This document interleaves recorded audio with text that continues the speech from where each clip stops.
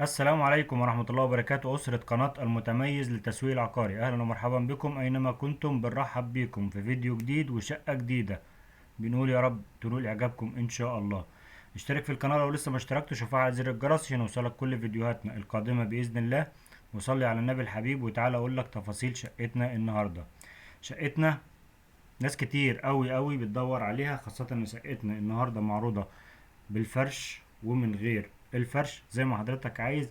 شقتنا في الفئة السعرية ناس كتير قوي بتكلمنا عليها. الشقة عشان الناس بتطلب مني ان انا اقول السعر في اول الشقة او في اول الفيديو. شقتنا النهاردة مطلوب فيها 550 الف بالفرش. شقتنا لقطة بجد. شقتنا فين؟ شقتنا في محمد نجيب. في محمد نجيب، انت تاني عمارة او تالت عمارة من محمد نجيب. 3 دقايق بالظبط للبحر. شقتنا مساحتها 75 متر. خليك معايا واحدة واحدة هفصص لك الشقة بالكامل كأنك موجود فيها.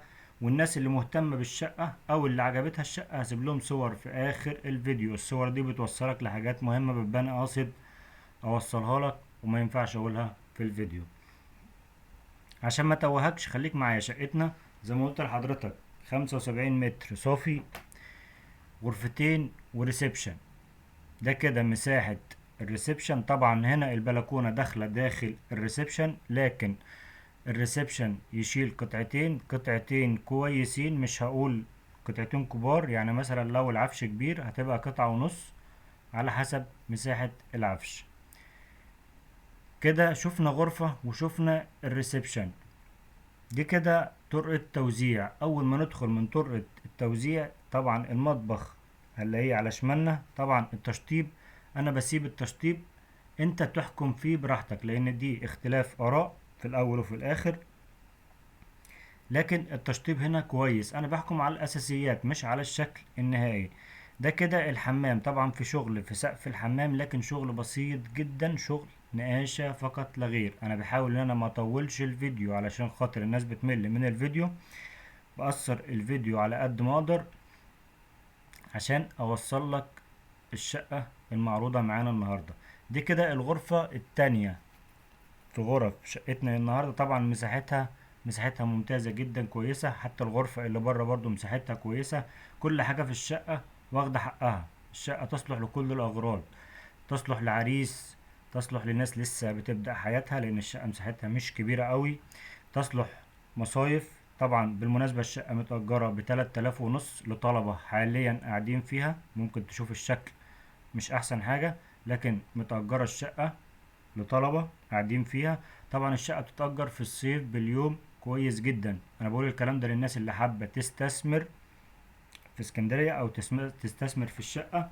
الشقة في موقع ممتاز جميل جدا. في حاجة واحدة بس بتعيب شقتنا النهاردة، او مش هقول بتعيب، في حاجة واحدة هقول لك عليها في شقتنا النهاردة. هي الميزة مش كويسة، هي ان شقتنا في الدور ال 14.